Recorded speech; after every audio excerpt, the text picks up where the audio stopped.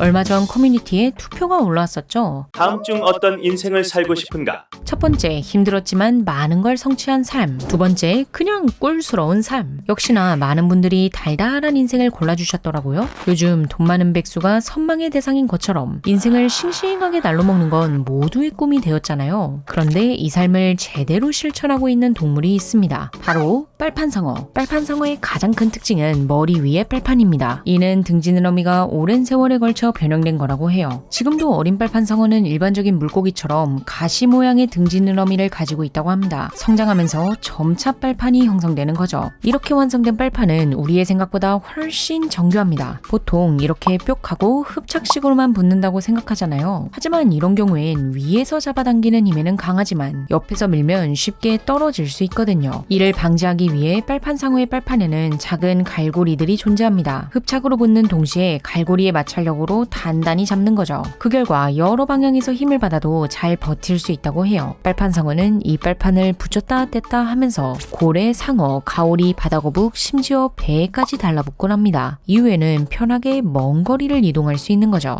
버스 잘 탑니다. 여기서 재밌는 건 얘네도 나름 취향이 있다는 거예요. R. australis, 는 돌고래나 고래 같은 해양 포유류를 선호합니다. 반면 R. brachyptera, 나 R. osteocher, 는 좀 더 스릴을 즐기는데요.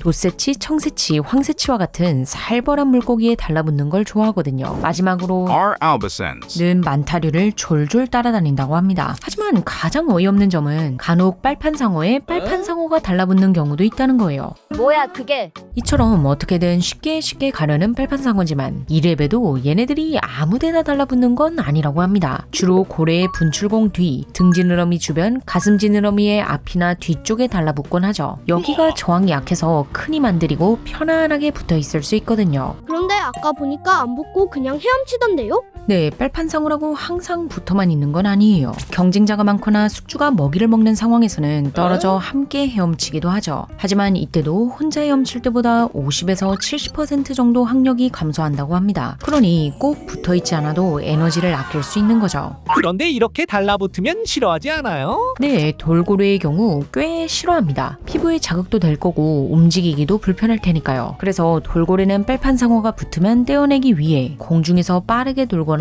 옆구리 쪽으로 떨어진다고 합니다. 하지만 덩치 큰 고래는 다른데요. 빨판상어가 붙어도 크게 불편하지는 않거든요. 우리가 길을 걷다가 등에 파리가 붙는다고 해서 더 무겁거나 불편하게 느끼지는 않잖아요. 물론 더 덩치가 작은 상어나 가오리의 경우 붙었을 때 신경이 쓸 수도 있겠지만요. 얘네는 돌고래처럼 활발하게 움직이는 종이 아니다 보니 상대적으로 둔감합니다. 그래서 붙어있던가 말던가. 하고 냅두는 경우도 많다고 해요. 그리고 빨판상어가 붙으면 나름 좋은 점도 있습니다. 빨판상어는 주로 숙주가 먹다 남긴 찌꺼기들을 주워 먹지만요. 종종 피부에 붙어있는 기생충이나 죽은 각질을 먹기도 하거든요. 좋은데요? 예, 그런데 단점도 존재해요. 얘네들이 간혹 아가미와 같이 예민한 곳에 자리를 잡곤 하는데 그럼 상처가 날 수도 있거든요. 그러니까 장단점이 하나씩 존재하는 거죠. 그런데 고래는 숨을 쉬러 올라오잖아요. 그럼 등에 붙은 빨판 상어들은 다 죽나요 덜덜? 아니요, 빨판상어가 게을러서 그렇지 은근 강인합니다. 고래가 물 밖으로 나와도 그냥 버틸 수 있어요. 당연히 아주 오래 있기는 어렵겠지만 어차피 고래가 물 밖으로 몸을 내는 건 잠깐에 불과하거든요. 물론 떨어졌다가 다시 붙을 수도 있지만 그냥 계속 붙어있는 게 에너지 측면에서는 더 이득이라 가능하면 떨어지지 않으려고 합니다. 하지만 예외로 고래가 점프할 때면 충격이나 바람이 장난 아니니 이때는 잠깐 떨어졌다가 물속에서 다시 붙는다고 해요. 그런데 사실 수면 위로 올랐을 때 진짜 문제가 되는 건 따로 있습니다. 바로 바다새한테 잡아먹힐 수도 있다는 거예요. 바다새 입장에서 고래는 못 먹어도 거기에 붙어있는 빨판상어를 사냥하는 건 꽤 쉬운 일이거든요. 실제로 바다새가 빨판상어를 신나게 떼어먹는 장면이 관찰되기도 했고요. 다행히 자주 있는 일은 아니라고 하지만요. 그런데 빨판상어가 대형 물고기에 붙어 생활하잖아요. 그러다 보니 내 맘대로 경로 설정을 하기가 좀 어렵습니다. 그래서 간혹 심해까지 끌려가기도 하죠. 한 번은 고래상어를 따라 무려 수심 1400m 이상을 내려간 적이 있었다고 해요. 이 정도 깊이에서는 햇빛이 전혀 닿지 않고 수온은 2도에서 4도로 매우 차갑습니다. 압력은 대기압의 140배 정도로 코끼리 수십 마리가 한 번에 누르는 듯한 색이죠. 웃긴 건 얘가 이걸 또 버텼다는 겁니다. 와 이걸 버티네.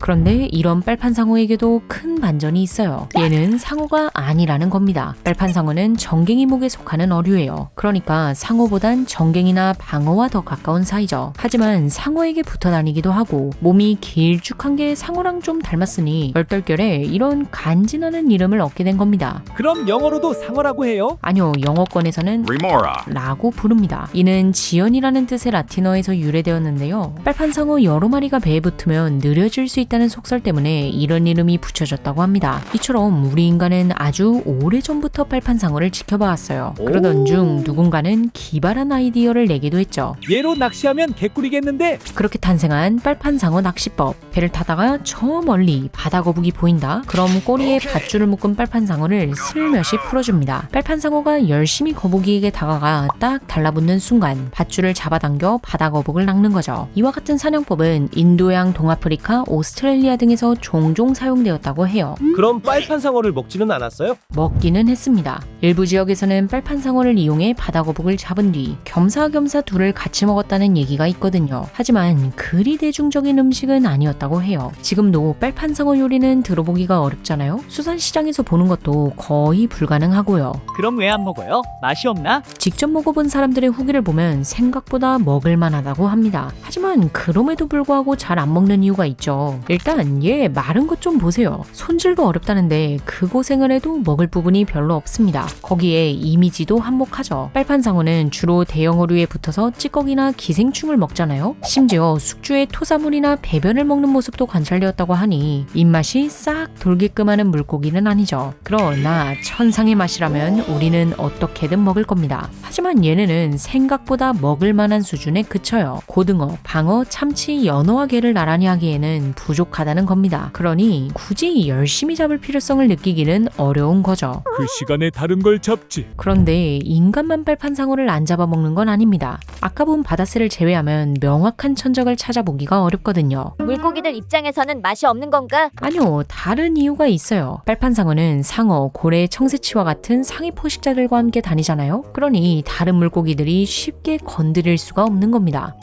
뱀벼보든가. 따라서 만약 빨판상어가 숙주와 떨어지게 되면 이제 다른 물고기와 다를 바가 없잖아요. 이때는 포식자들에게 잡아먹힐 수 있다고 해요. 그래도 빨판상어와 비슷한 덩치의 물고기들이 툭 하면 잡아먹힌다는 걸 생각해보면 얘네는 매우 성공적인 생존 전략을 가지고 있는 거죠. 여기까지만 해도 빨판상어는 참 꿀인 어생을 살고 있지만요. 최근에는 그 정점을 찍고 있습니다. 얘네들이 양식장으로 들어왔거든요.